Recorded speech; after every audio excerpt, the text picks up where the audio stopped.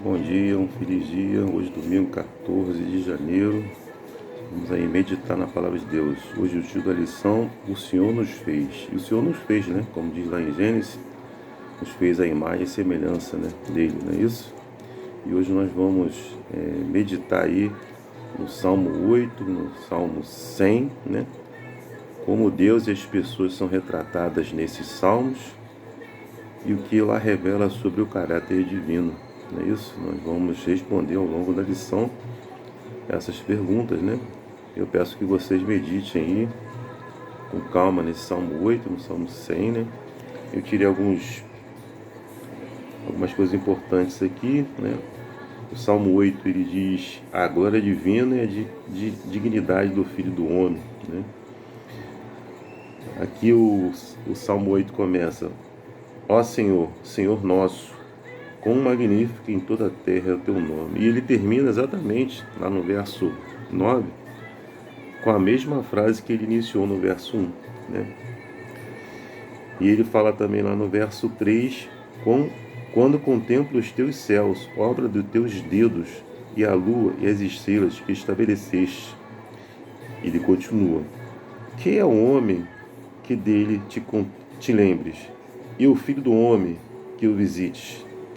Fizeste-o, no entanto, um pouco menor do que Deus. Ou seja, Deus criou o homem à sua imagem e semelhança, mas menor do que Deus, né? Deus é maior, não é isso?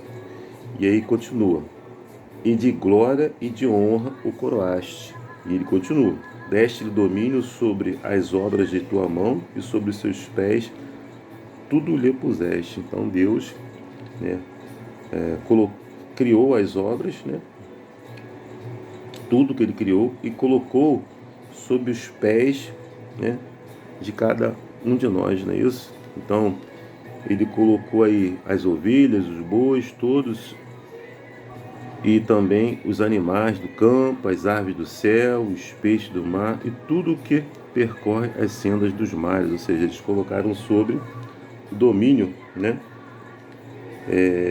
do homem, né? Deste-lhe o domínio sobre as obras de tua mão. Então Deus colocou. É umas coisas que a gente tira aí do verso do Salmo 8 e do Salmo 100. Nós vemos aqui no verso 1, ele fala: celebrai com júbilo o Senhor todas as terras, servi ao Senhor com alegria, apresentai-vos diante dele como cântico, sabei que o Senhor é Deus. Foi ele que nos fez e dele somos o seu povo e rebanho do seu pastoreio. Porque o Senhor é bom, a sua misericórdia dura para sempre, de geração em geração a sua fidelidade. Então nós vemos aqui alguns pontos importantes do Salmo 100, é isso? Então a criação, ela desempenha aí um papel crucial em Salmos, defendendo a soberania de Deus, não é isso? Os céus, que são obras de sua mão, proclamam a sua glória e o poder. Salmo 19, verso 1 a 4 e Salmo 97, verso 6. O nome de Deus é majestoso em toda a terra. Salmo 8, verso 1 e 9, né? Pouco nós acabamos de ler. O Senhor criou tudo, Ele nos fez, o Senhor criou tudo, Ele não tem começo. Salmo 93, verso 2, nem fim. Salmo 102, verso 25 a 27. Ele é eterno e superior aos deuses das nações, que são apenas obra de mãos humanas. Salmo 115, verso 4. Os ídolos têm mãos, não apalpam.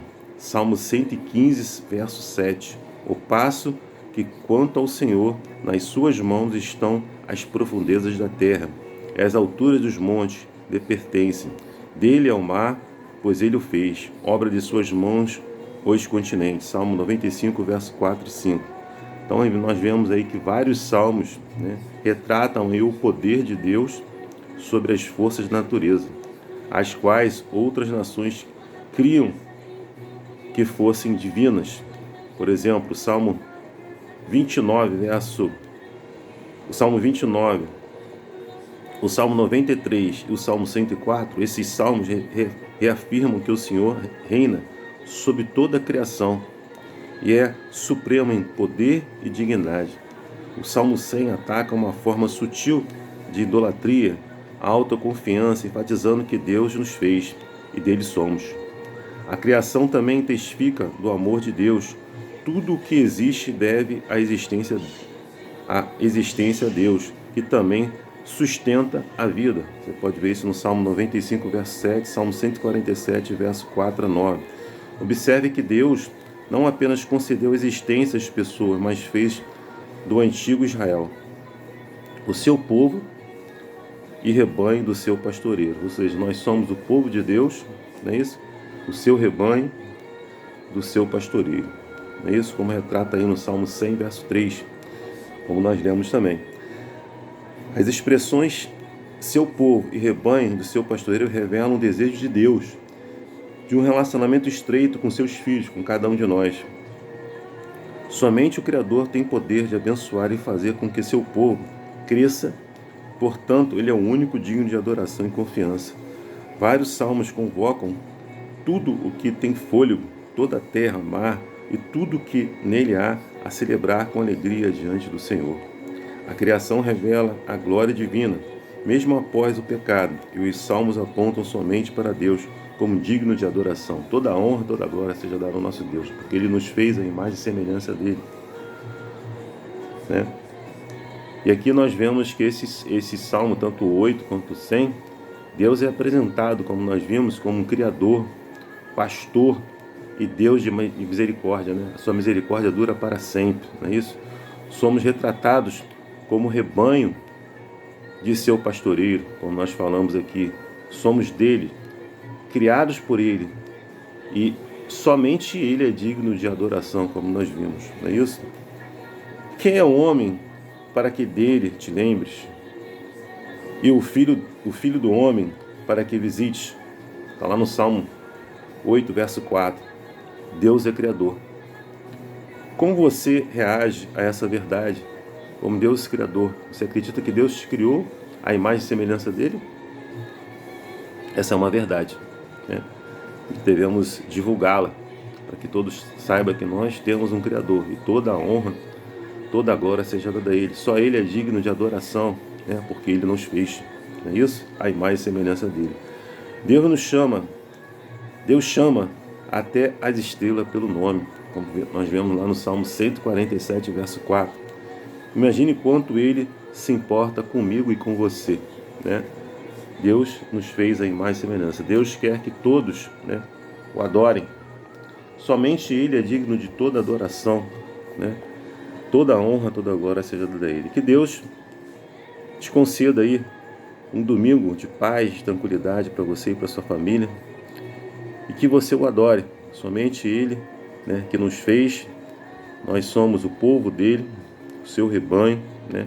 Basta que você aceite Cristo na sua vida, aceite que Ele é o seu Criador, né?